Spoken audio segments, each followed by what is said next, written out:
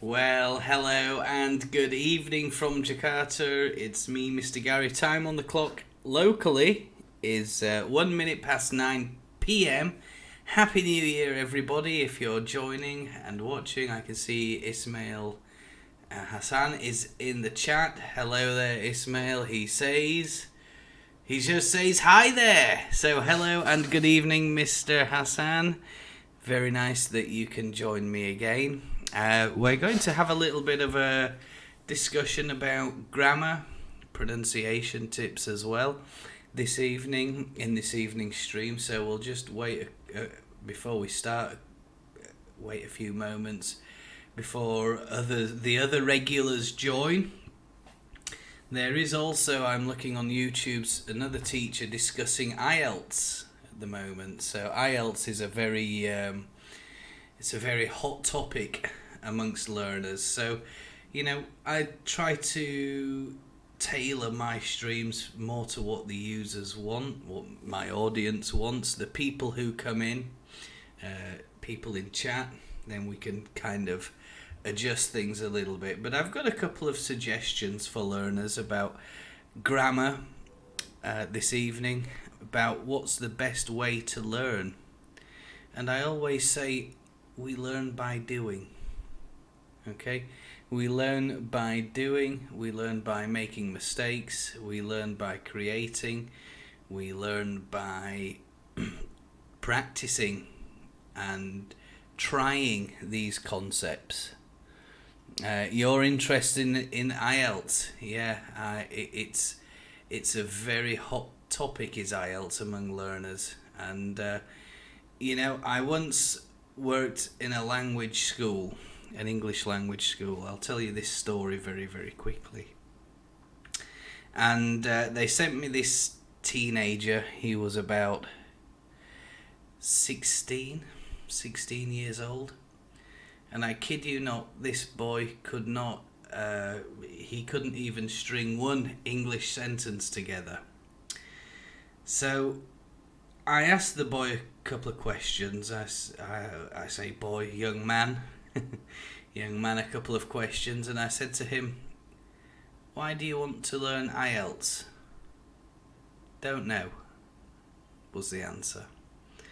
So I found out, and it turned out his parents had booked him an intensive English class, 8 hours per day with me. Okay, so I ended up, and I'm like, you want me to do IELTS? I said, well, so why do you want to learn English? Oh, I want to do IELTS. I said, okay. So I did some tests on him and found out the history.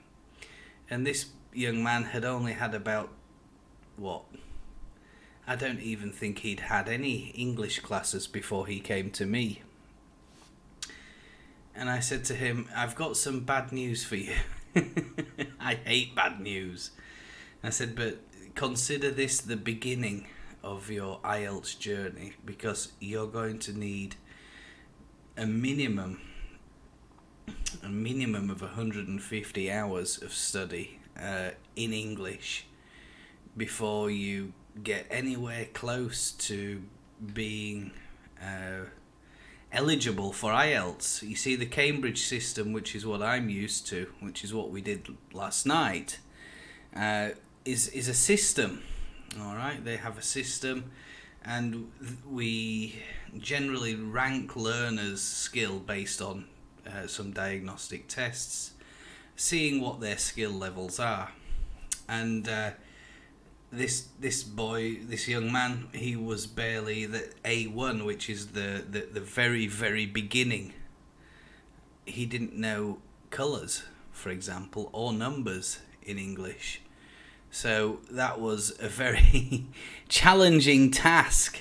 Hello, MHD. Ishmael is here as well. So IELTS is, I've touched on IELTS before. I've done preparation or proprietary courses, and I've done some diagnostic testing to make sure that, you know, these people or the students are capable of doing an IELTS test, and it's actually, I've heard a lot of learners. Hello Sarah, good evening. We're just discussing very quickly IELTS, and some of them say to me, they ask me, "Oh, mister," I say, "Yes. What's the difference between IELTS and TOEFL? IELTS much more difficult, yeah?" And I say, "No, I don't think it's more difficult. I don't think there's anything more difficult or less difficult about the two. Sure, the two have different skills that are tested at different levels, and well, this is the question I'm answering now, Ismail. Which section is the trickiest, do I think? And I always say it depends on the learner. It depends on the learner. And the reason I say that is some students the students I've taught in the past, adults, older teenagers, 13, 14 and upwards, and I say to them, it's based on your skill, all right?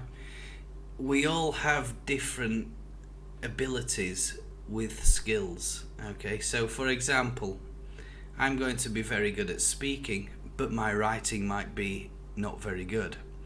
So after the diagnostic testing, I would say, well, your writing, you've got to improve your writing, okay? The punctuation's all over the place, your relative clauses are all, you need help with relative clauses, you need to mix things up a little bit, tidy things up a little bit, adjust your wording for an academic purpose, okay? So academic writing is a little bit different from normal writing, okay? Lots of different academic phrases, lots of different academic purposes to writing as well. And I say to the students like this, my opinion about which one's trickier is irrelevant. It's you. You're the one who can decide that. Do you understand what I mean? You're the one who's sitting the test. It's not me, the teacher. Okay? So I think that, we have to try and adjust and adapt students' learning, and rather than focusing on the strengths and developing the strong areas of their language skills, we have to try and look at the weaker areas as well, and try and do that as part of the program. So, okay, the tests show that at the moment you need some help with this. These are the bits where you're very, very good, and these are the bits where you need some more attention. So those are the bits we're going to focus on. And then what we can do is try to enhance the learning experience of the students. Now, what I remember, the IELTS and TOEFL testing regimes are very similar in terms of structure, in terms of what they do, and what parts are tested. The only difference really is its use case. I always use this phrase, use case. So I say to students, what's your intention? And they come to me and they ask about IELTS and TOEFL, which one's the best to get? And I say, well, again, that's your decision. It's not mine. Think about, when you're making the choice, what do you want to do in 12 months? Where do you want to be in 12 months? Do you want to be in the USA? Or don't you? Okay, if you want to be in the USA, I would recommend to you, do a TOEFL course. If you want to be anywhere else in the world, okay, one of the Commonwealth countries, Australia, New Zealand, obviously UK, one of the Caribbean countries, perhaps India or any other country, then you're probably going to be looking at IELTS. However, some universities don't distinguish between the two. So it's up to you to decide which one you want. Where do you want to study? What do you want to do in the future years? Where do you want to study, obviously? And what do you want to study? Alright? I often think, and I often see learners, and they're coming to me, and they hear these buzzwords, they get marketing material, email after email after email with lots of offers, and by then they're very confused. Alright? They know they've got to do some academic testing or have academic certification, but they don't know why or how. And those are the key things. Those are the key things. So, yeah, it's really up to the student and what their plans are with regards to their future. All right. So some good questions coming in, guys. We can do questions as well, questions and answers. We could talk a little bit about grammar. I'm looking through these through the chat as well. The chat's just off to my right here as I'm looking, and I've got another one from Ismail. I think he follows that up. He says, as far as I know, candidates find writing is the most challenging skill. I would tend to agree in my experience, Mr. Hassan. In my experience, the students who I've seen in the past can speak very well. All right, the speaking is quite good, but when I ask them to write something or do a listening comprehension, it can be very, very challenging for some students, and I don't think this is a specific regional problem. All right. If we look at the data about education and the data that the UN are gathering and all these other organisations are gathering, writing skills are in steep decline across the world, and I also think that this is an issue with this new phrase that everybody in education seems to be using at the moment, and it's digitally native students or digitally native children. They're digitally native. Great. The children might be able to recognise, and it makes me concerned, because I think, well, the children might be able to recognise a key on a keyboard or on a hand phone, point to the button G and they'll be able to tell you. Ask them to write that G, might not have a clue.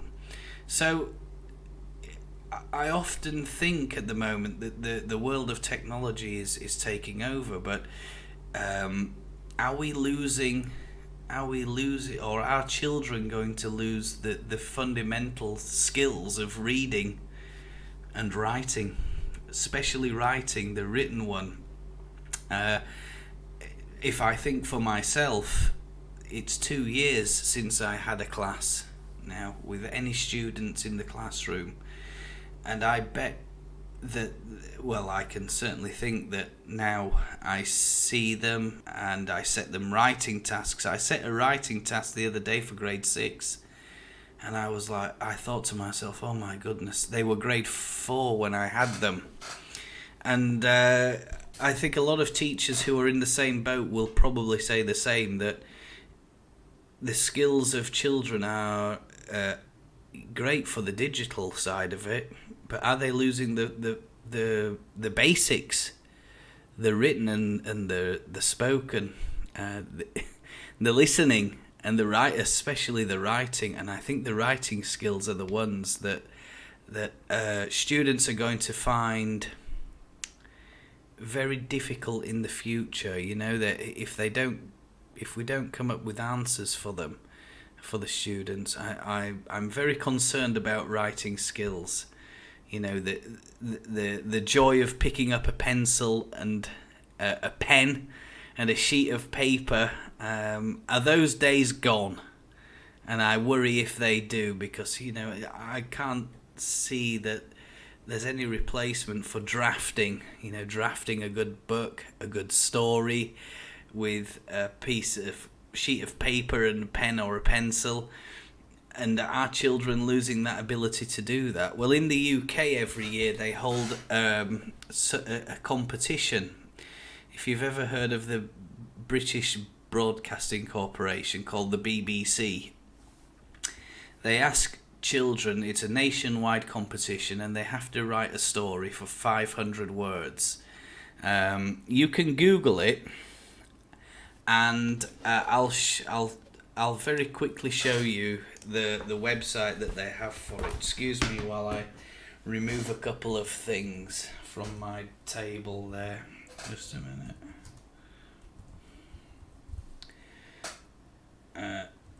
It's coming up again this year. It's only for UK children. But as I mentioned, they get some kind of, is it a scholarship award? Just a minute.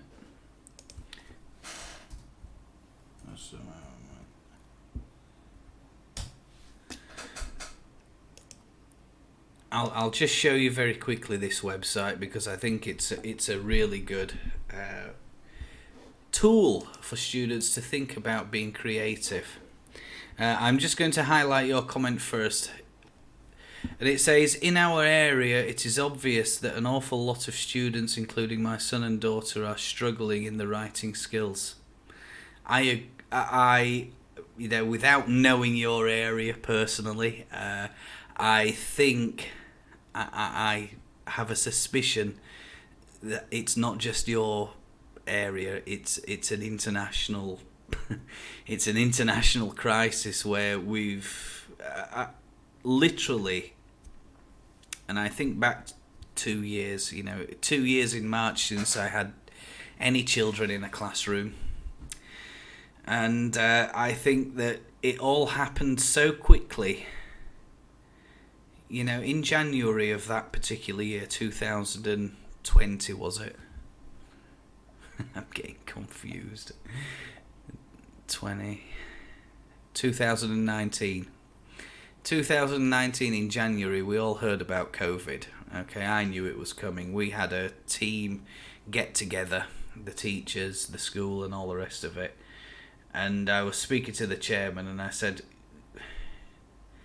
we need to have some kind of planning in place about how we're going to distribute videos, what are we going to do, because when this thing comes to Indonesia, and the locally, people here were quite ignorant. You know, they said in Indonesia, oh, the virus won't come to Indonesia, or the virus will come to die in Indonesia. I said, no. This virus is a very serious problem. I have experience because my friend was in China, and when it first started emerging in December or November the year prior, she was telling me all about it, and I'm like, it sounds like something out of a very bad horror movie. So there we go. Anyway, moving swiftly on. So we started making. I'd been making videos by then for about a year and a half. So I already had experience of making videos. I was very lucky, and we've all warped into these systems about making videos, doing live lessons and everything else. And certainly the first task I'm going to have my students do, that, you know, they don't know that I have this YouTube channel, which is a good thing. This is nothing to do with school, it's for me. The first thing I will be doing is asking them to create me a short essay And the essay will be, what are your New Year's resolutions, and why do you want, expand on your New Year's resolution. Okay? Give me the reasons, quantify your reasons, tell me more about it. And I expect I'm going to see a not very high standard of writing for their age groups. Okay, so it's something that I saw in the last quarter of last year, and they always want me to do talking. I say, well, that's okay. Who's doing the writing? What have these children produced? And I think we're all in a situation where everybody's suffering. There's not enough time. It's number one thing about teachers, isn't it? We'll always say there's just not enough time to do stuff. So we'll concentrate and focus on the important stuff. The gap fill exercises, the countless gap fill exercises of worksheets. For me, that's not writing. That's taking one word from one place, putting it in a blank space. A closer test. And that's not writing, that's not creativity, is it? So I think a lot depends on the syllabus. And, as teachers, you and I are professionals. I often think we have to diversify the syllabus a little bit and think, well, how can I adjust this syllabus to make sure that I'm working on the students' weaker skills? All right. The easiest thing for me to do in the first week would be to say, create me a video and tell me about your New Year's resolutions. You should all have 3 New Year's resolutions. That would be very easy, but the better task to do, writing, and then you can see a little bit more about what's going on when they're creating an essay. For example, a short essay. It's hello there, Habiba, as well. Hello, good evening to you. And we're just discussing a little bit about IELTS. We've just discussed about IELTS, should I say. We're just discussing a little bit about the pandemic and the students, the students and the way that they interact with school. So tonight I was saying, I'll give you some tips about grammar. All right. And me and Mr. Hassan were always, we were talking there a little bit. And I said, right at the very beginning of the stream, I think before anybody came in, I said the thing to do with grammar is to create something so that it's more memorable to you. All right? It's more memorable to you. We can sit there and read textbooks all day long.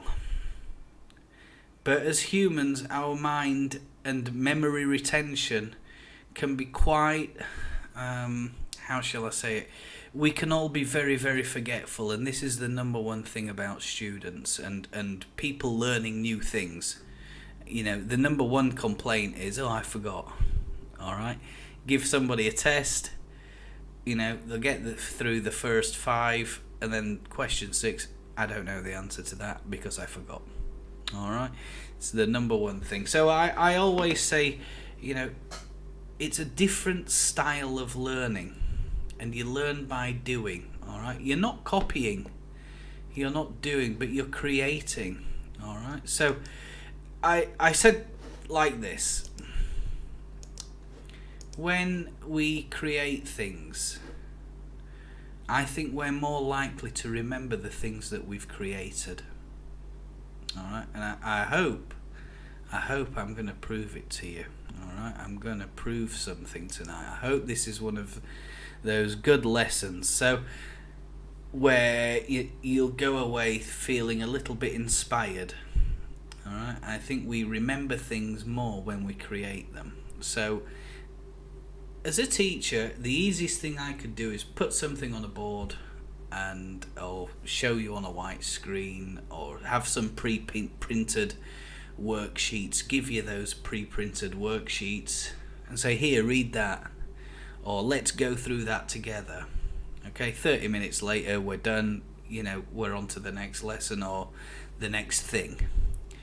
But if we sit and for a moment and think about creativity, thinking about creating something for yourself, and that's part of learning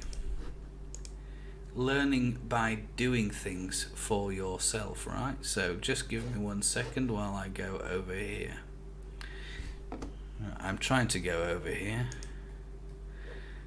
Okay, so I'm hoping at this moment in time you can see my Microsoft Word. Now, you can do this stuff with a pencil, you can do it with a pen, sheet of paper, you can copy this, alright, but it's always strikes to me that when I teach learners English, and the number one thing, Mr. Hassan, the reason I'm talking about this is, I think Mr. Hassan brought this up a couple of nights ago. Can we do something about grammar? So this is what this this live session is all about. I hope it's a memorable one. I hope it's a memorable one. Learn by doing. Do it yourself. All right? And I think if you learn by doing stuff for yourself, I think you'll definitely go, or you're more likely to have the desired outcome. So I'm going to switch between the screens, alright, so I can see the chat a little bit. Actually, yeah, there we go. I've got the chat loaded on my screen here, and it says, I'm going to highlight your comment there, Mr. Hassan, because I like that comment. And he says, I think grammar can be mastered through practice, which is much better than memorizing certain grammatical rules. Yes, that's right. I mean to learn grammar in real situations. Yes, you're absolutely correct. You're absolutely correct. But we have the memorization thing, and I say to the students, well, grammar is a very wide word. It's a very wide word. What do you mean when you say grammar? Well, I don't know. Okay. Well, is it the tensors? Is it the times? What is it? Yeah, I don't know. And then they drill down a little bit. Tell me something a little bit more specific. And I said to the students, you know, start thinking about creating something for yourself. All right. So if we think about grammar and tensors, there are 3 major tensors. Okay, 3 tensors. Okay, we can break them up. We have past. Past. Then we have the present. Then we have the future. Okay. We have the past, present, and the future. I'm just going to increase the size just for people who are on hand phones. All right. Maybe they can't see very well, and I want them to see. Right. So we have the past, we have the present, then we have the future. So what you need to do now is think, okay, why am I going to use this? Why am I going to use that? And why am I going to use this? But we said that those are the 3 major ones. Now, most native speakers, as far as I know, there are 16 tensors in the English language. Most native speakers will probably only use between 9 and 12 of them. Okay, in the USA they're gonna use less because it's very forgetful. It's very difficult for them. All right, it's very difficult for a lot of people. But they'll speak, and then you say, well, what tense was that? I don't know. I don't know. So the thing to do here is probably create your own little chart. All right, and that's what we're going to do tonight. We're going to just create our own little chart. So let's start with the past. Okay. Now, with all the tensors, we can easily add something. All right, we can create a table. Okay, so let's have a little look if I can remember how to create a table. There we go. Okay, so I'm going to say past simple, past perfect, past continuous. Okay, so we'll do those. All right, then I'm going to have we'll have formula, then we'll have some examples. Okay, so if I put simple in here, right, so now your job, guys, is to tell me some past simple sentences. Some past simple sentences. Let's have a look. Past simple. Right, so let's have a look. We could possibly add a row above that, so I'm going to add a row above, if I can remember how to do it. Distribute, merge cell, distribute evenly. No, I don't want that. I just want a row above. Right, well, let's just put a row above on there then.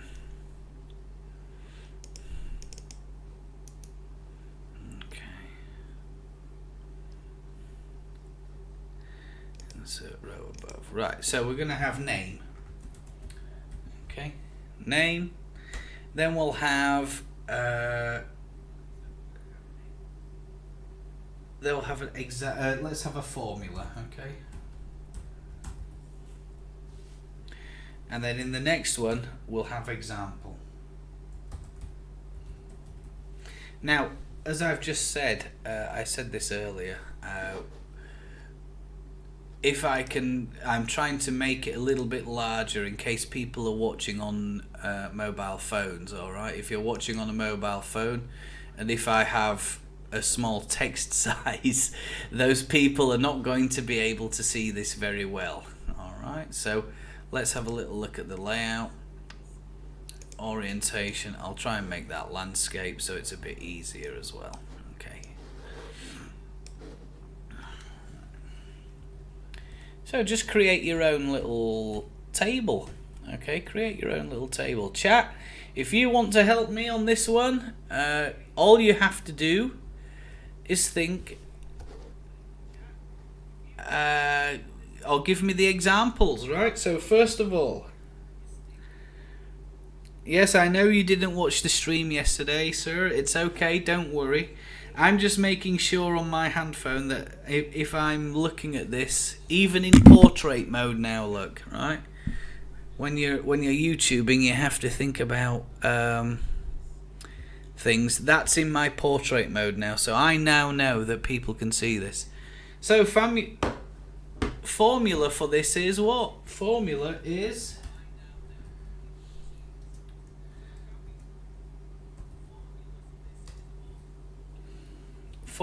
verb 2, right? Now, as this goes along, it's going to get a little bit smaller. Alright, so I'm going to do that now.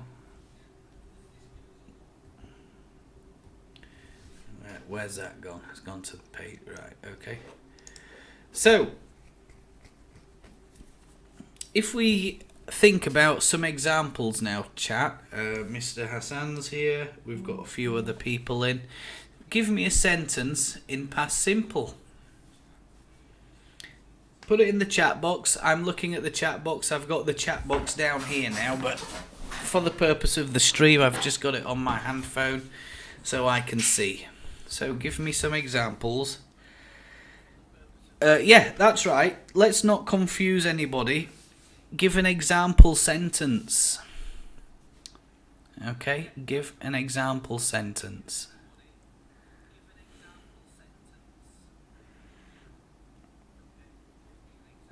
So the past tense of eat is, we know that to be ate, right? So ate is past. MHD Ishmael says, I went for a swim last week. Perfect. Good job. Well done. So,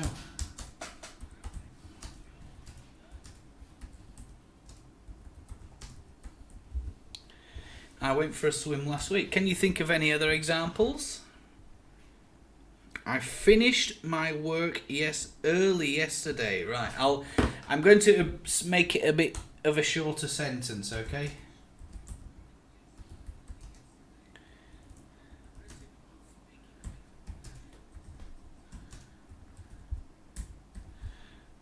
I finished my work early. Alright, so somebody was working. We're now talking that somebody was working.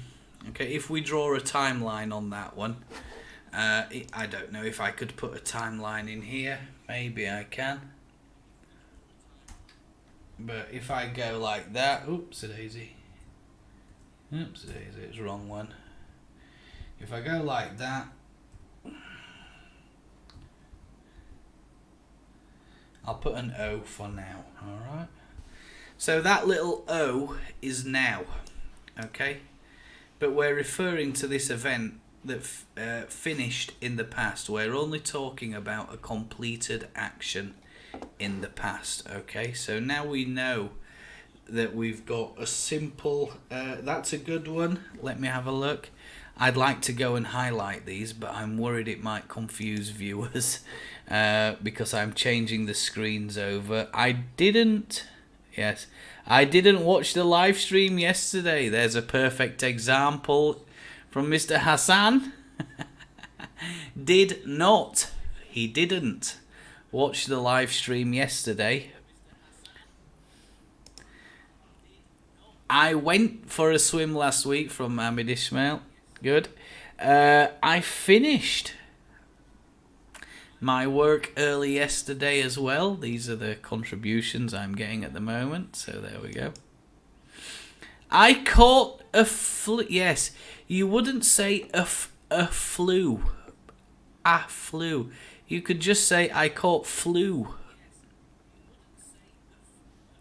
That, all right. So I'm thrilled with these examples. You've got some really good examples, chat.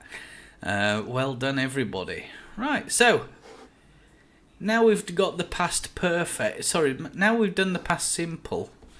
What rules? Can we think of any rules? Are there any rules for past simple? What rules can you think of with past simple, chat? Can you tell me any rules? Oh, you're very welcome, Ismail. No problem. He sends his thank you.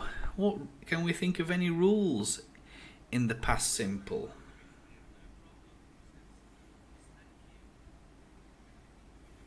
Any ideas? I'm waiting for your chat, okay?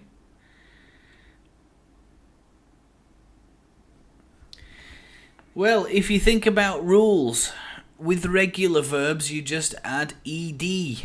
Okay, finished is an example we've got there. For those irregular verbs, you know, consult your irregular verb list. Caught is an irregular verb, isn't it? You can't say catched. It's caught, which is a good one. If a short verb ends in a consonant vowel consonant, double the last letter and add ed. Right, okay. Now that one is a tricky one, right? That might be one of those where the learners are finding a little bit different. And this is a little bit tricky because in America, in the USA, they don't always do this. In the US English, it's a little bit different. So let's look at the difference now.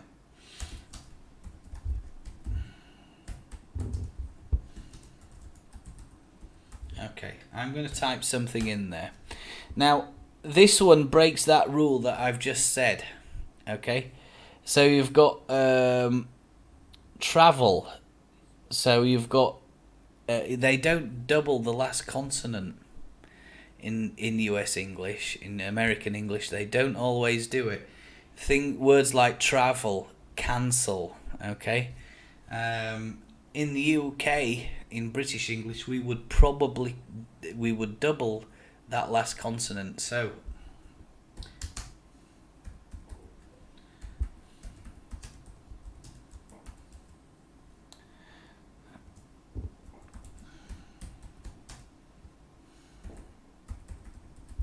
right.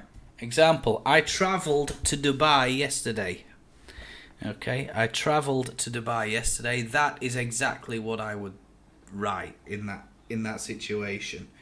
And in longer words, if the last syllable of a verb ends with a consonant, vowel, consonant, and the last syllable is stressed, double the last consonant and add ed. That's literally what I've just said there, isn't it? Travelled, words like travelled, words like cancelled.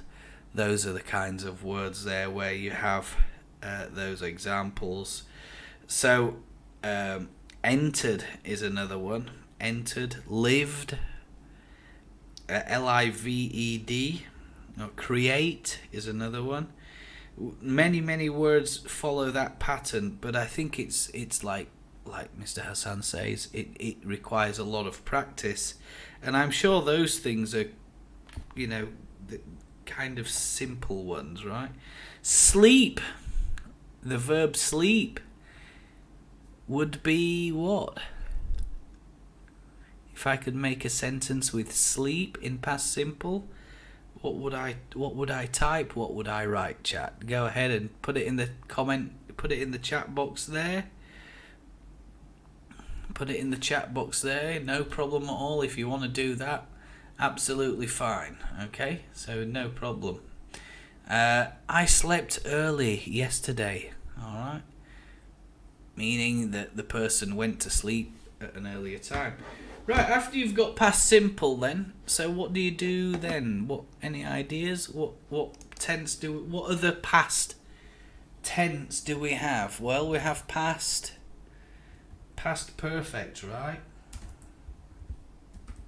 Now we're talking about the past a little bit. Past perfect. And I have made a video about past perfect. You're always welcome to view that if you want, chat. No problem at all. And it just gives you an outline of... I'm going to make another video because for me that was quite a successful video. A lot of students have problems with this past perfect. Don't understand the concept. Okay? And I say to my students, I say, if you want to use the past perfect, it's really about sequencing. Okay? Why do you use the past perfect? Well, what you do is we use the past perfect to order two or more past events. Alright? We use it to order two or more past events. The past perfect shows which action happened earlier. And it also shows which is the later action. I've got some little notes here at the side of me. Example, when the police arrived, the thief had escaped. Alright? When the police arrived, the thief had escaped. So which action happened first in that sentence? Good. After I had eaten, I think Ismail has, Mr. Hassan, after I had eaten, I went out. Good. So you've got had, all right, and then it's the verb 3. We teach this as verb 3. It's actually, if you look in the dictionary, it's called the past participle. All right, the past participle is the verb 3. So if we think about that particular sentence, chat, I'll put that in the chat box now, okay? And then let's break it down and see why we're using it that way. All right? We've already said sequencing the event. 3, yes, good job, well done, past verb 3, right? So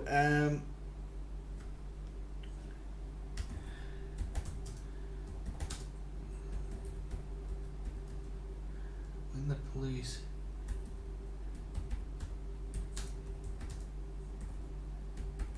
the thief, no, not has, I've pressed the wrong one. Had. Okay, so what does this sentence tell us? Which event happened first? Which event happened first? In that particular, if you look at that sentence, which event happened first? Was it the police arriving, or was it the thief escaping? And I think you have to put it into context, right? Or in your mind, you have to imagine this sentence. Just close your eyes, read it to yourself, say it to yourself. Well, of course, the thief has escaped before the police arrived. All right, the theft had happened, then the thief had disappeared, vanished, and then the police come, and what do we have? Well, we have a crime scene. All right, so where a theft has happened, chat. So good job, well done if you've got that. The police didn't manage to catch him. That's correct. The police didn't manage to catch the thief because the thief had gone, had vanished, had disappeared. Yes, Sarah types that well as well. Good job, Sarah. A lovely Hello Kitty icon there as well. I think that's Hello Kitty. The thief had escaped before the police arrived. And you're right. Of course, it makes absolute sense. It's just a simple sequencing tense. And I know so many learners who have problems with this past perfect tense. It's one of my most popular videos, is that past perfect tense. It's got nearly 1,000 views on it. So from my point of view, it means a lot of people are struggling with this past perfect tense. It takes a lot of repetition, all right? And it also depends on what stage you're at in your personal journey of learning, okay? Some people might have been learning 3 months, some people might have been learning 6 months. Now you would expect that this person who's put more time in will get this quite easily. Someone who's just started, they're going to find it a little bit trickier to make that connection. Why do we use the past perfect tense? What is that past perfect tense? And those are often questions that I've had as a teacher in the past. So good. So past perfect tense. So we could simply say it's just a second. I'm going to do that screen share again. What we do then, now we know what we're doing, we can simply update our little chart, right? So let me just reduce that text a little bit. So we just say subject. Just a second while I go into my... Are we sharing at the moment? Just a moment while I'm just waiting for the stream to catch up. There we go. Okay, yeah, we're sharing. Good. So it's subject plus had, and this is the one, I think maybe it's this bit, you know, because a lot of students get confused with this bit, right? They say, oh, do we use have? Do we use had? Example, right? So you might want to just, I don't know, let's say, I don't know what it is with Microsoft Word. They just seem to change everything around and format. You know, usually I would expect a font to appear, but it's not appearing. Changing the options around. You could tell that I don't use Word very often anymore. In fact, I very rarely do any word processing. I haven't. I just have these things in case I need them. But you know, you might want to change the text here. Put a red. Put it. Let's put a U underneath it. Make it bold and turn it into italics. All right.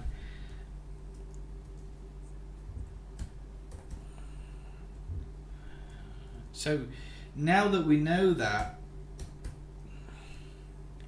we can say that we have verb 3, right?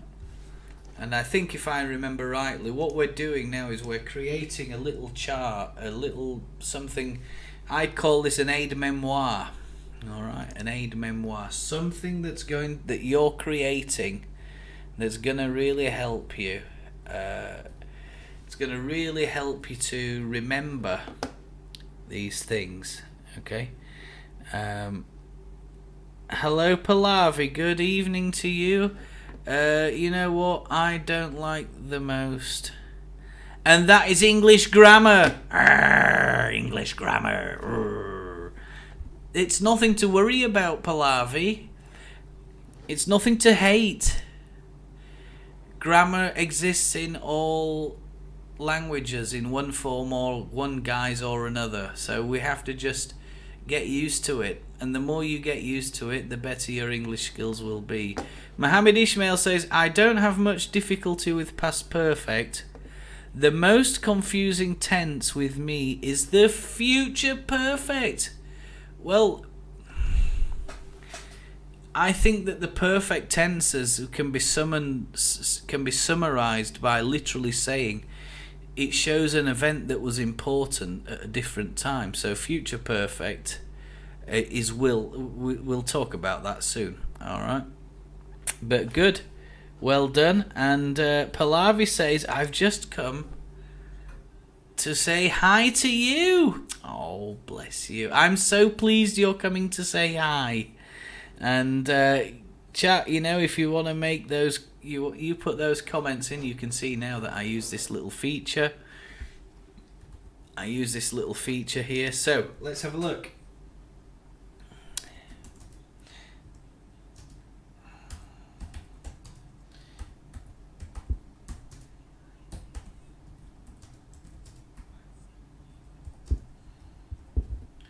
Right, let's have a look at this one then. So, what we're asking ourselves, which event happened first?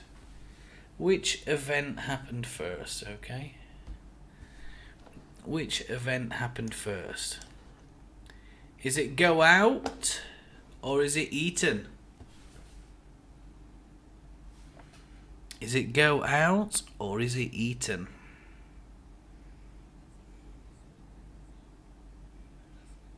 The eating action, I had eaten before I went out. Yeah, as I mentioned, chat, you know, I've made many videos about grammar and stuff like that. They don't often get viewed, but if you view them, tell me what you think. Tell me if you understand them. Tell me if you don't understand them. This is really just a bit of a grammar crash course, if you like. You can't teach 12 tenses in 1 hour. It takes many hours, all right, because otherwise people get confused. But the aim of this isn't really to teach grammar, it's to teach you that making something yourself that's going to be easy for you to remember is one of the best ways of learning grammar, because you then you're not flicking through a dictionary, all right, and looking for whatever page. You've got something that you've made physically yourself. You could just pick it out of the tray, put it in, stick it in your book, and oh yeah, that's why I did that, right? And that's what that means. Something that's easy.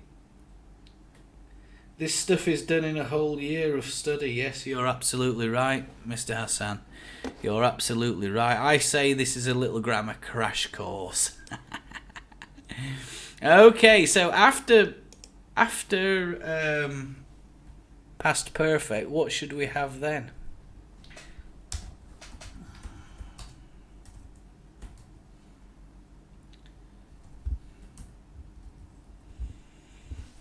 Past perfect continuous, right? Now this one's one of those. It's a bit of a mouthful, isn't it?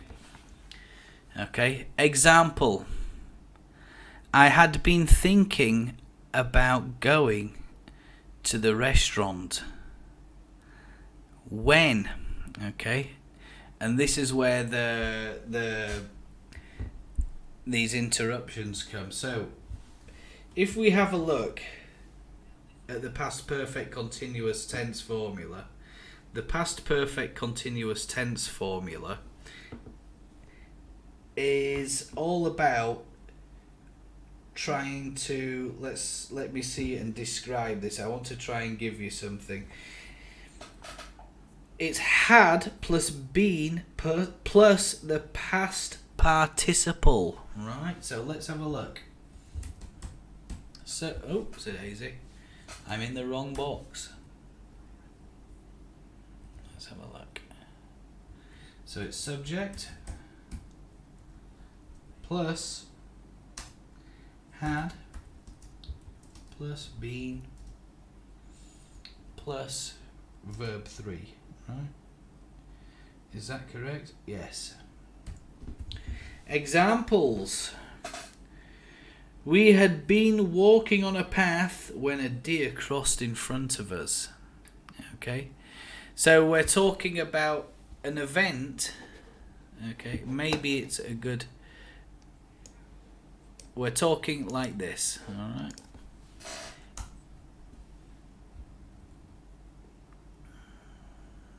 Okay,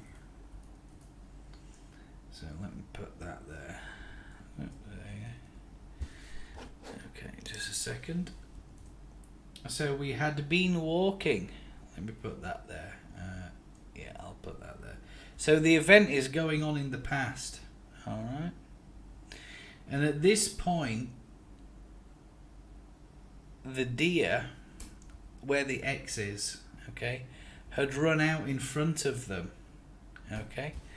So over here we've got the walking bit, and then this is when the action is interrupted by the deer walking in front of the people who had been out walking, okay? So it's, again, it's another one of those tricky little tensors that people get confused with. Good, I can see chat are putting in some really good examples into the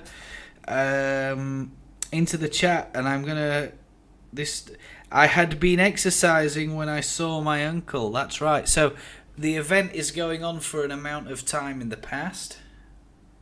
I wish I could draw something with my hand. That's the next phase of live streaming, I think. I could go like that. I'm going along, or I'd been exercising, and then something had interrupted that action. Okay? Something had interrupted that action.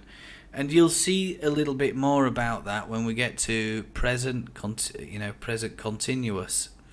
So continuous, you might want to write this down. Continuous means duration of time. Okay, continuous means a duration of time. That's what continuous means. Okay.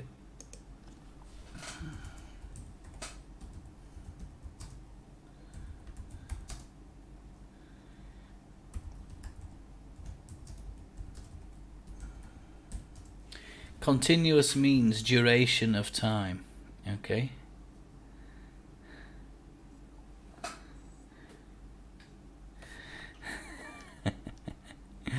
Bless your socks.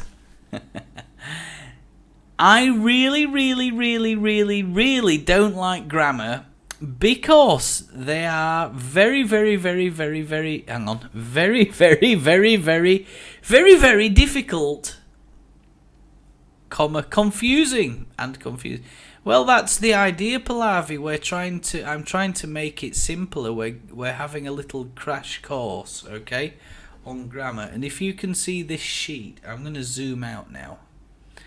So suddenly we have now a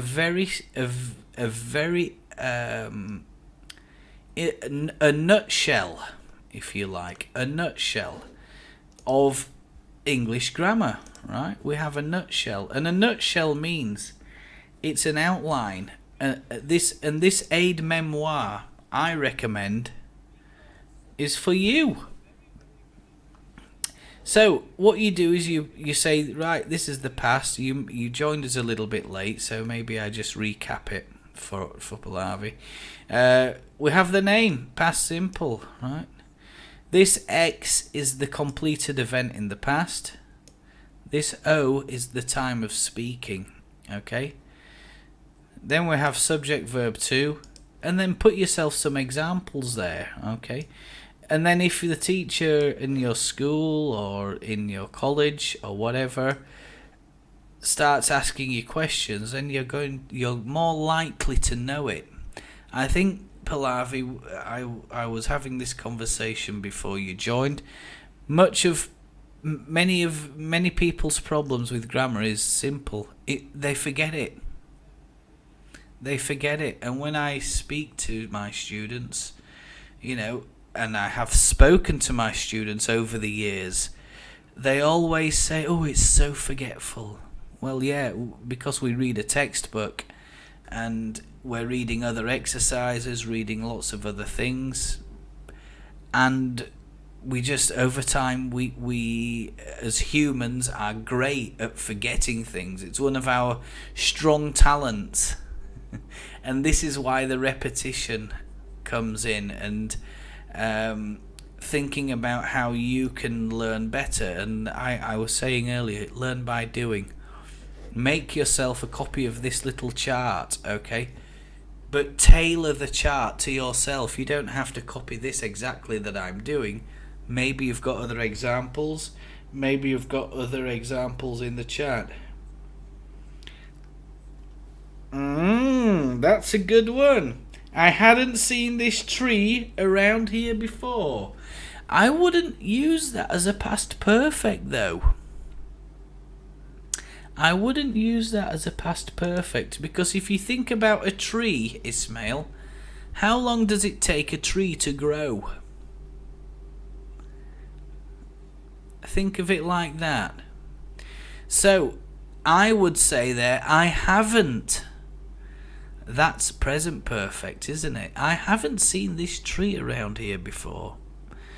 So think about the contextual meaning. A tree takes a minimum of a decade to grow, doesn't it? Unless somebody moves a tree. Now in Sweden, they have a machine, and Norway, they have a machine, and if a tree is in the way, they don't chop it down.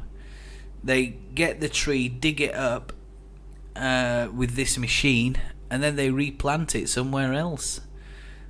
Stop the trees from being destroyed, because this planet and us, not this planet, we need trees. We can't survive without them. We all need trees, and it's a good example, but not quite accurate, I don't think. It doesn't make what I'm saying is, it doesn't quite make sense. I hadn't seen this tree around here before. I think if you added to that sentence, I hadn't seen this tree around here before until somebody pointed it out. You could say that, right? Until somebody pointed it out. So a lot, we could do a lot in grammar, right? We can do a lot, and the more you try, the better it is. So we've had a look at past simple, perfect, perfect continuous. Have I forgotten any other grammar tenses there for past? I don't think so. I think I'm just about there. Past tenses in English can be, it's literally things that happened before now. Okay? Past tenses in English are things that happened before now. So what we have to do now is, now that we've got that past bit out of the way, let me put that example in there.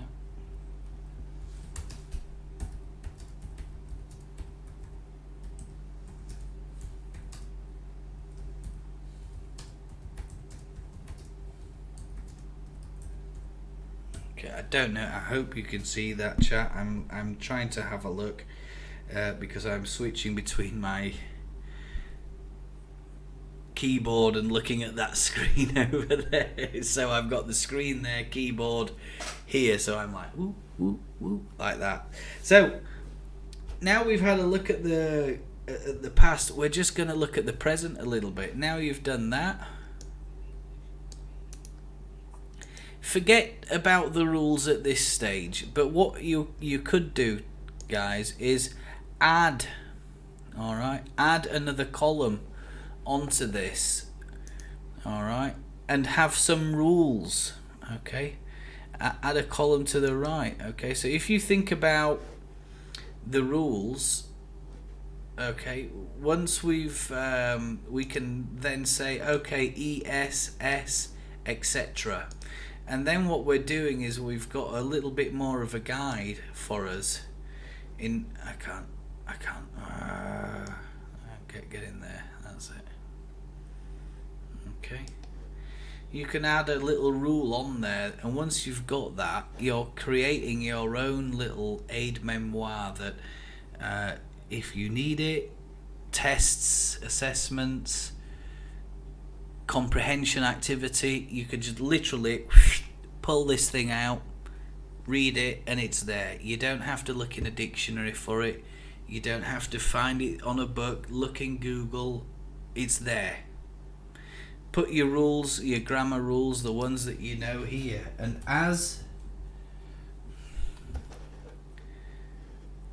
why can't I get that over here? Yeah.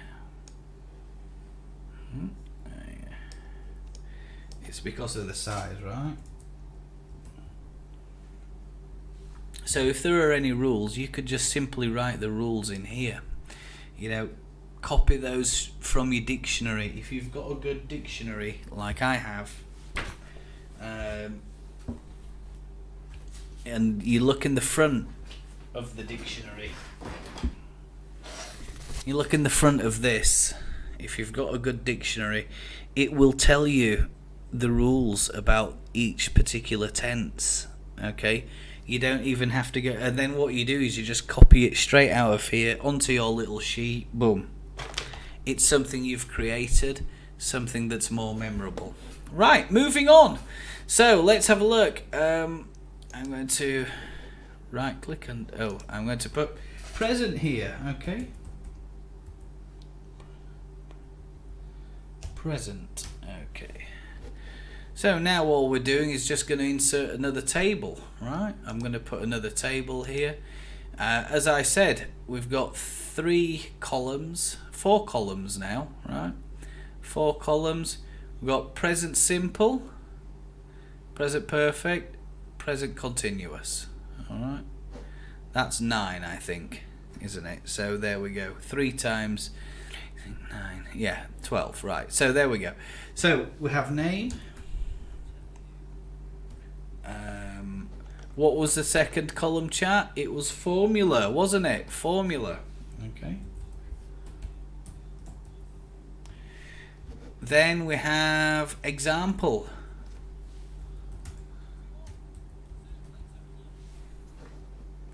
And what else do we have? We have rules. Our 4th column is rules, right? So once you've done that, oops, daisy.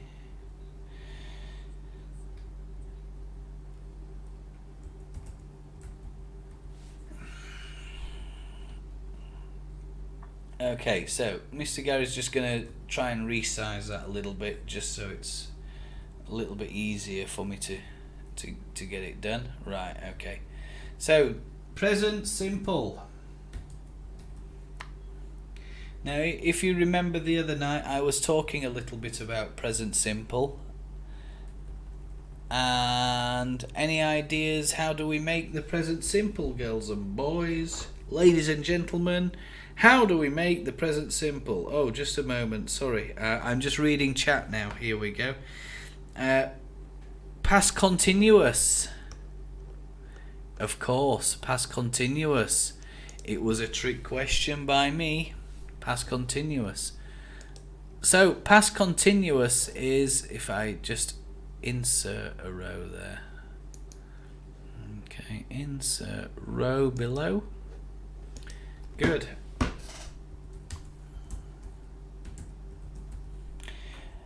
Now that we've got these four, right, we've got simple, perfect, perfect continuous, and continuous.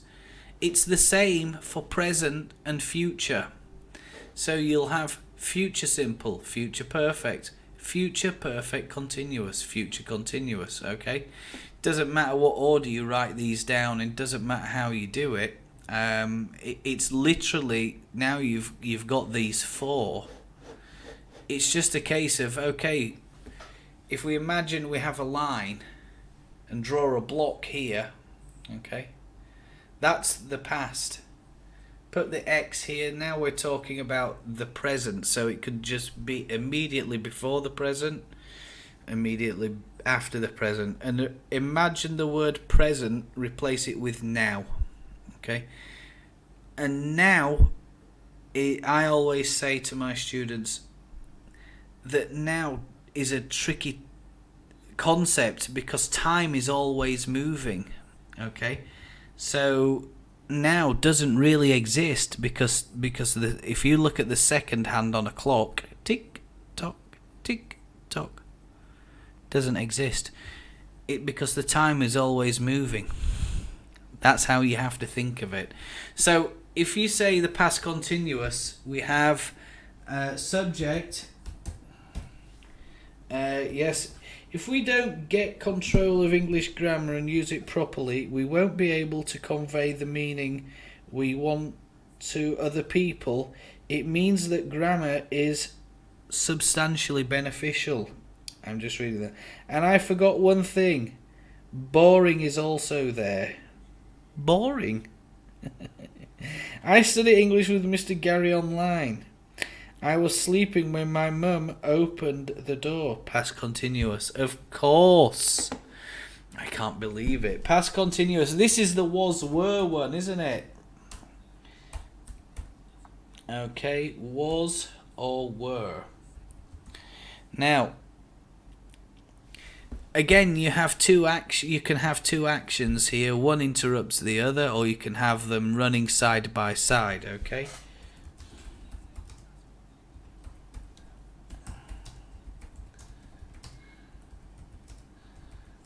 Okay, I was eating when the phone rang.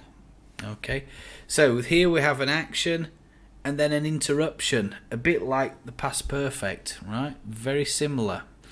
Or past perfect continuous, a bit similar to that. Okay, it's a very similar tense. However, we can also have two actions at the same time. Can we have two actions at the same time? Yes.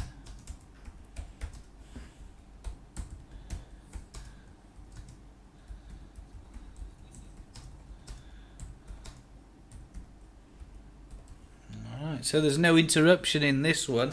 I was running and listening to my music. You've got two actions at the same time.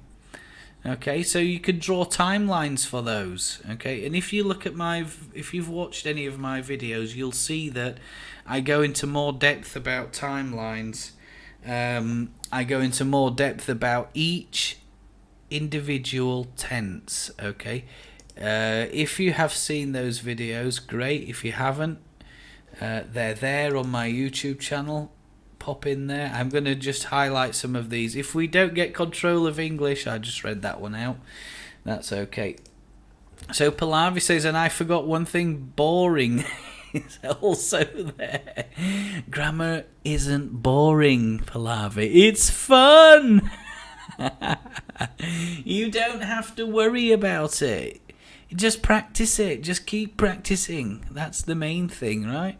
Use those videos that I've made. Refresh your mind. Do these little things, these tips that I'm giving you about making your own aid memoir, right? Take you 2 minutes to write this down, and add those rules. If you know the rules, great. If you don't know them, look them up. Look them up in the dictionary. Ask me if you don't know any rules. I study English with Mr. Gary online. Good. I was sleeping when my mum opened the door. Past continuous. Good. And then I think I forgot the past continuous. You didn't forget it. I forgot it. I was looking at it. I was like, hang on a minute. I need to put something else in here, but I'm talking about the present now, and I need to go back to the past. To the past continuous! While I was eating, my brother was reading. Excellent. Look at those examples. We have I was, right? Usually, you'd say he, she, it is were, isn't it? I, you, we, they is was. Same thing again, chat. Make yourself a little chart. Something that will really help you with your studies is by making some materials for yourself. Something that's easy to grab, easy at hand. Okay, so past continuous, good job, right, well done. Then we go to present simple, perfect. Present perfect. Oh, sorry, hang on. Present simple is subject plus. Let's have a look. Verb 1, isn't it? Okay. I'm not going to put the rules in there because I don't, it's going to take me too long. Subject plus verb 1, right? Example.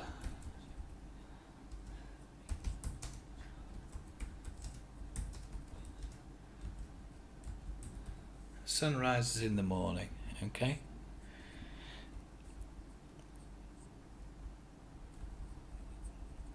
Just a second, I'll get that down. The sun rises in the morning, okay?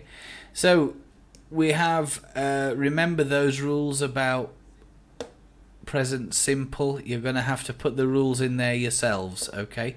This is just a highlight, give you some ideas about the grammar and what you can do, okay?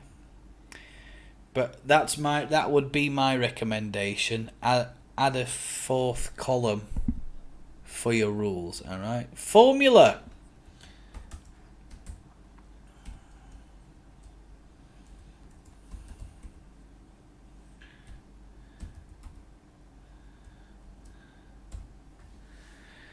All right. And I generally say that this tense is about experience, okay? Somebody's personal experience. So, chat, can anyone think of a present perfect sentence? Give me a present perfect sentence there. What I was waiting for lunch when my mum said that she didn't cook anything yet. Yes, good. Present simple is used for facts, habits, and repeated actions. Yeah, fact, habit, routine, repeated action. Some really good ones there, chat. I don't know if you can see my screen or not. No, you can't. Okay, so make sure that you're perhaps you could put another column on the end and call it use. All right, call that column use. Why do we use that tense? Okay, what's its purpose? Why might I see it? So as I'm looking in the chat there, right? As I'm looking in the chat there, Mr. Hassan said perfectly well. Present simple is used for facts, habits, and repeated actions or routines. Good. I was waiting for my lunch when my mum said that she didn't cook anything yet. Yes, this is a little bit tricky, is this one. I was waiting for my lunch. I would probably put a comma there. When my mum said that she didn't, I would replace didn't with hadn't. Okay? Hadn't. Because you're using yet at the end. Alright? Yet is an incomplete action. That's what yet does. So there you could actually change that from past simple to past perfect. Okay, you could possibly do that. Hot air rises. Good job, well done, Mr. Hassan. a piece of cake. Present simple. I don't want to spend too much. Sorry, present simple. Don't want to spend too much time on that. We'll just go on to the present perfect, and then we'll fly through that very quickly. Okay. Here we go. You can't see this, chat, but my window's been blocked by a notice. There, I'm just trying to hide that notice right now. Show you where I am. Subject have, has, verb 3 is experience. Okay, I have seen, I have eaten, I have cooked, she has walked, she has done, he has gone, they have gone. Right, so experience, right? Experience on this one.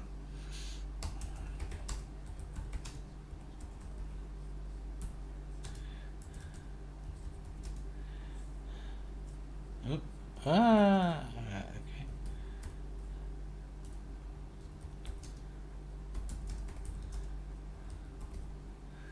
okay, chat, here we go. So I'm just gonna, I don't know if you can see this at the moment because I'm a little, it's quite tricky switching between the whole, I'm pressing the wrong button. Just give me a second. She has eaten pizza. Okay. So, yeah, you can see that now at this point.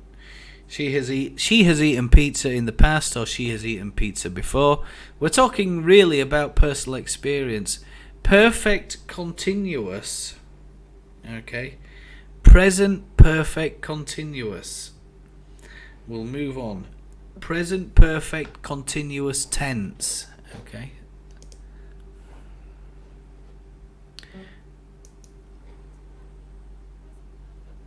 Okay.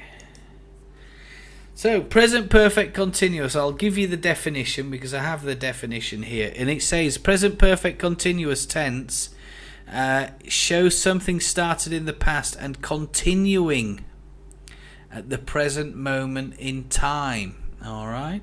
So, it starts in the past, like with these present tenses. Usually they start in the past. They go beyond now. Across now, and it's the way you make it is have or has been plus the present participle, okay, plus the present participle of the verb, so it's verbing, right?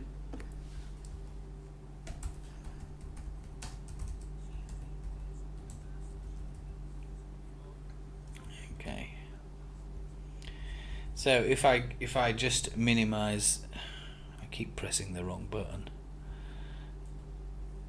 There we go. Right. Example, subject. So have or has plus been plus verbing, right?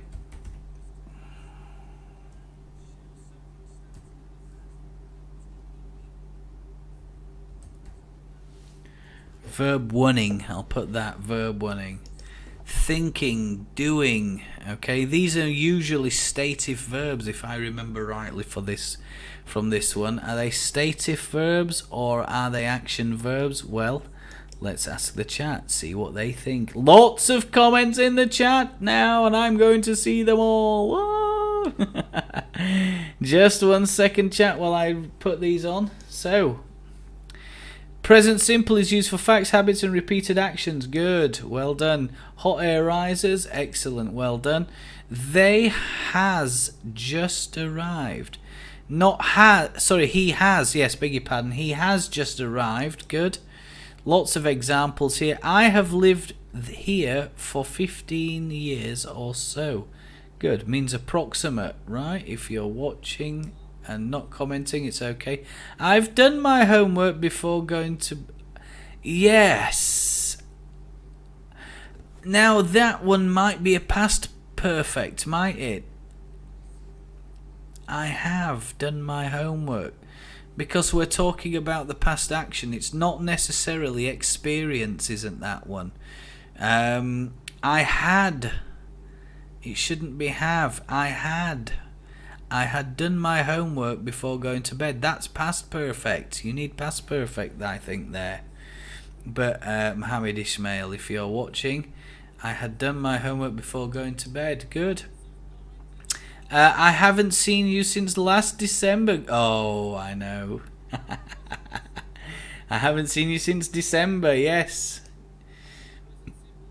That's it. I have been teaching English for 20 years or so. Yes, of course. I mean, I've been teaching it for 10 years, and I can tell you, thoroughly love my job. Really enjoy it, and it's great when you've got eager learners coming in and they want to have a little bit of chat, play some games, have fun, etc.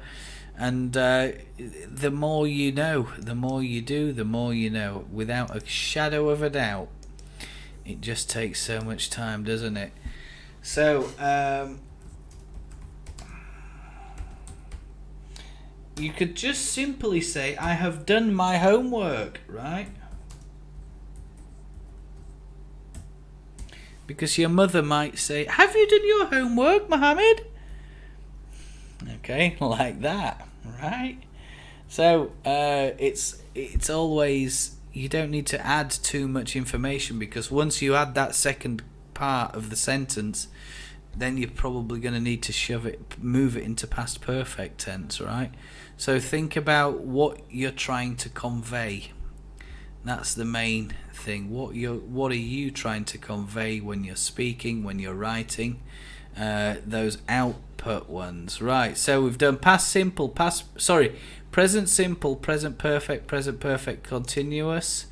Next is the present continuous. Of course, can you see how this pattern is coming together now? If you're following along, making your chart like this is going to be such a time saver, because you're going to have the examples there, right?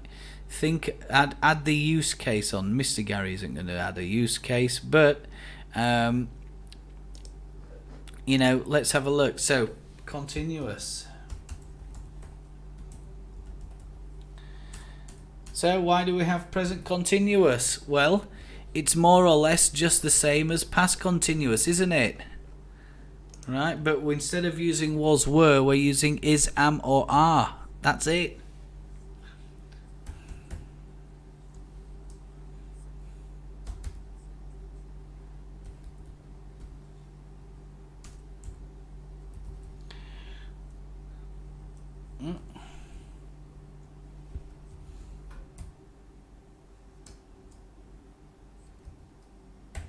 Now we can only verb ing with the infinitive of the verb, right? Remember, we can't put ing on past simple verbs. We can't do it on past participle verbs as well, right? So, example.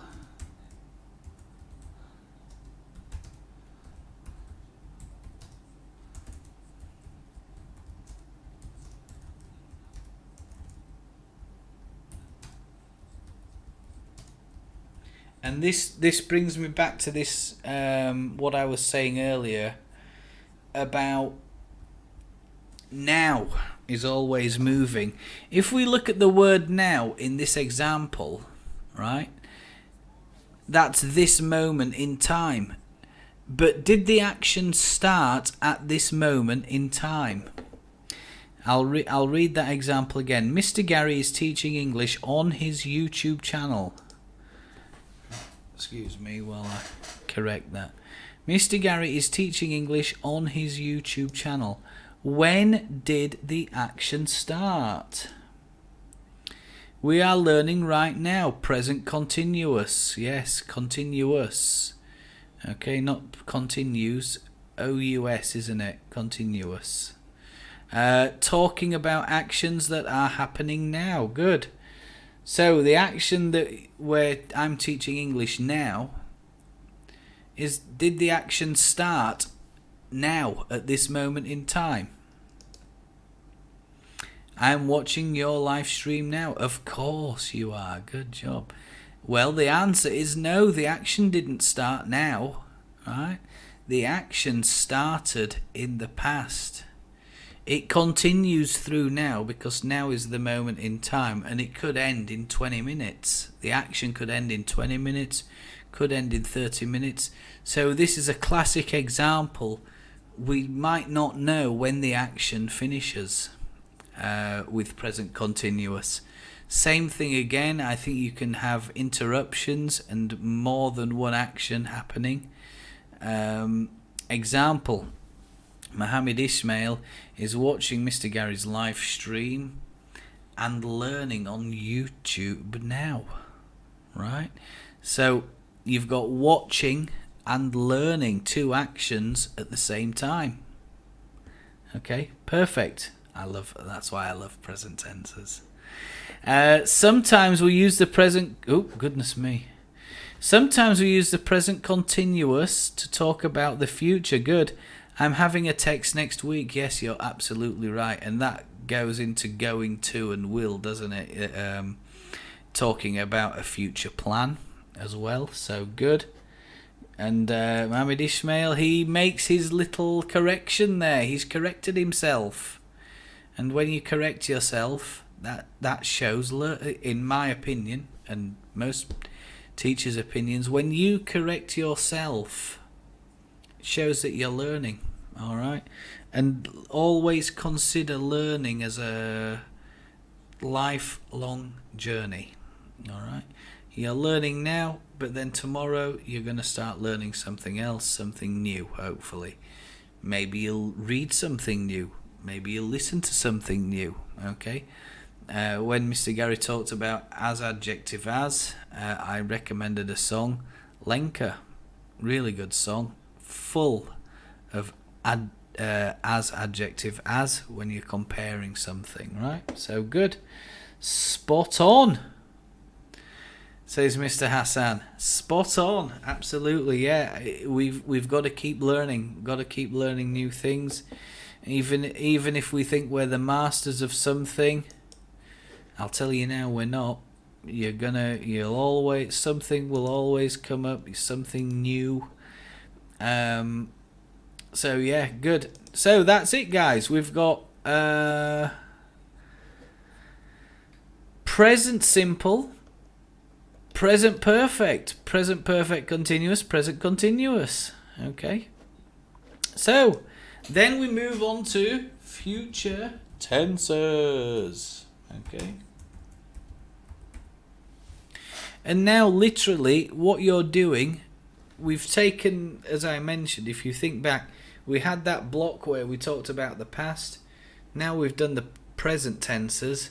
So what we do now is all we have to do is take those four, all right, and then add them into the, or think about the future. So we're just adapting it for the future tense. It's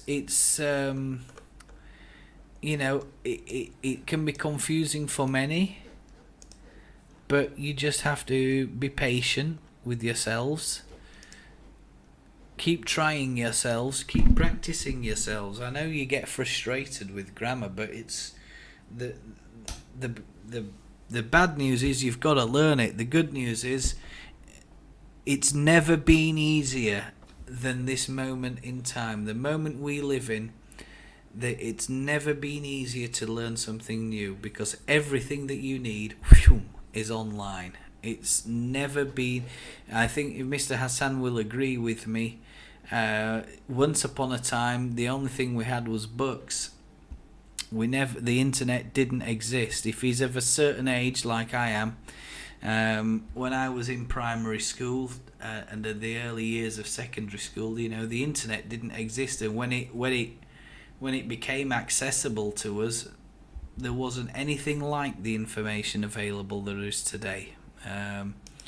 There is literally unlimited sources of information where you can just, at the tap of a few buttons, find out anything you like.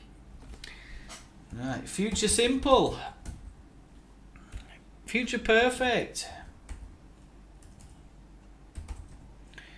perfect continuous.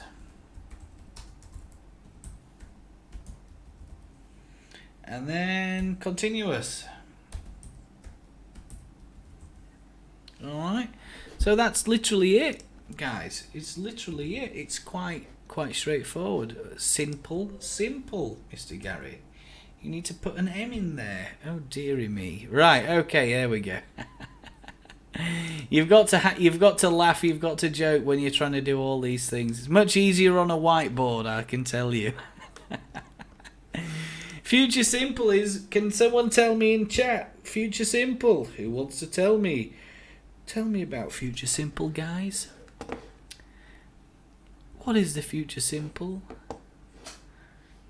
Good, we can use future simple. Let me have a look. I'll stop the screen share for the time being. Let's talk about these last four.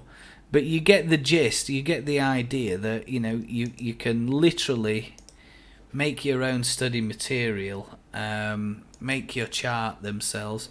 We use future simple, I will do or study, to express promises, quick decisions or threats. Absolutely.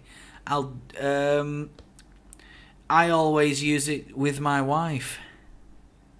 You know what I'm going to say, don't you? Yeah. I'll do it later. Yeah. Dirty dishes in the sink. I'll do it later. The floor needs mopping. I'll do it later. I'm too busy. I will buy you a gift if you pass the test. Of course, there has to be a reward. So now we've done future simple, future intentions, future plans, isn't it? There's definitely a plan with future. Going to, not always planned. It's a little bit more spontaneous, I think. When we're talking about the present continuous. A little thumbs up there from Mr. Hassan. I'm sure he knows what I mean. It's always my dad's favourite sentence. I'll do it later. Can you do it now? Oh, yeah. Mum and dad bickering over house chores and things like that. Bickering means arguing, right? Disagreeing. Future continuous then. Future continuous. Well, let's have a little look, guys. I'm just typing at the moment. Future continuous tense. How do we make it? Well, it's quite straightforward. Let's have a little look. Future continuous tense.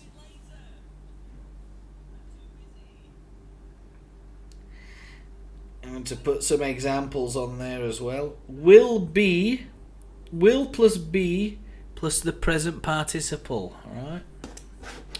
So, will plus be plus present participle. That's verb 3, isn't it? Okay. I think I'm right in saying that. So if I give you an example, let's have a little look at this one. I'm just gonna give you a quick example of that one. Example: I shall be playing tomorrow. I shall be playing with her tomorrow. I will be playing with her tomorrow. I will be studying tomorrow. I will be busy tomorrow. Okay. Those are 3 really quick examples of why we're talking about a continuous action in the future now, chat. In the future, that's why it's called future continuous, because the action will start in the future and go on for a duration of time. And, you know, we might not always know with a continuous tense that when the end time is, we might not always have that information. Okay? And a lot to be said there as well. So we're going to have a little look. Future perfect continuous tense in English is a little bit trickier, I think. So let's have a little look at that one. I'm just going to show you some information. Future perfect continuous tense. Okay, I'll just type this into chat.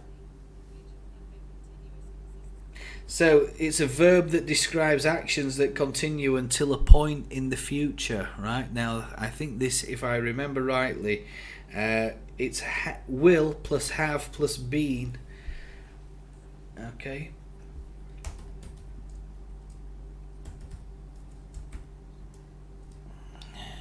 Let me see.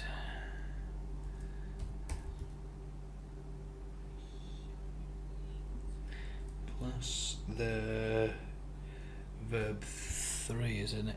Is it verb 3? Makes it more vivid. Yes, I think you're probably right. Let's have a look. In the future, we'll be using more tech at home. This is why we're all in trouble, because we're using up the Earth's resources, finite resources. They're making more gadgets, and do we really need them? Future continuous. So future continuous. You're right, absolutely. I totally agree with that one. Example: I will have been in Indonesia for 10 years. For 11 years in October, or 12 years. I will have been in Indonesia for 12 years in October. All right. So I'm thinking about the other one as well. For the negative, you just add not. Right. So for the negative, you just add not. I'll give you another little example on that one as well. We said there for I will have worked. Okay, I will have worked as a teacher, or I have worked as a teacher. That's present continuous, isn't it? I will have worked as a teacher for 12 years. I can't really say that. People don't. This is one of those tenses where, people use it, and I say to them, you try and think of something a bit simpler to use, because this is one of those tenses you very rarely hear it. I will have been working in Indonesia for 12 years in October, right? So future perfect continuous right there. So that just about wraps up, I think. Future continuous, I think Mr. Hassan Plus has put that in there as well. Well done to you, Mr. Hassan.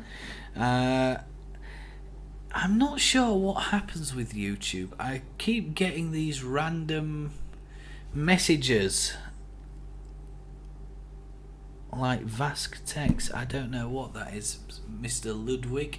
But yes, of course, for anybody else, I hope you've enjoyed the Crash Grammar course. And now we're in 42 minutes. As Mr. Hassan rightly says in chat, this stuff takes weeks and weeks and weeks to teach. Teaching bit is the easy bit. The understanding bit and using it and practicing, that's the tricky bit. Yeah. But the idea of tonight's grammar session, or the idea of this live stream, is to simply show you that as students, the responsibility of learning isn't just the teachers. Yeah, it's you as the students as well, because we're here to teach, but we're going to try and help you understand and use these concepts with more accuracy.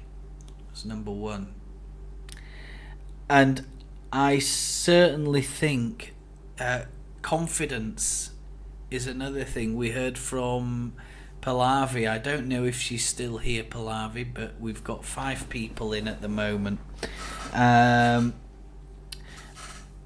I think using grammar with confidence is 90% of the battle, because whatever has happened in the past to students with English grammar, we have to try to encourage you the best we can, encourage you to make mistakes. Nobody on this earth ever learned anything without making mistakes. And I'm going to just have a little look at that as well. It's it is substantially beneficial live stream. You're right. I hope it's beneficial. I hope it's beneficial. I do it because I love it. I'm enjoying live streaming more than I'm making videos at the moment.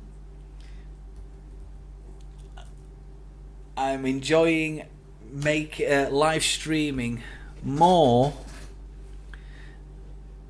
than making videos at this moment in time. And I'm going to leave you before I end this stream. Of course, if you're watching on replay, don't forget, press that subscribe button. I'd like 500 subscribers. That would be lovely. If I can make 500 subscribers on this channel before the end of this year. Before the end of the year. We're in 2022 now, Mr. Gary. Come on. If I could get 500 subscribers minimum on this channel by during this year, I'd be absolutely thrilled. Mistakes have the power to turn you into something better than you were before. And there's another one from Marilyn Monroe.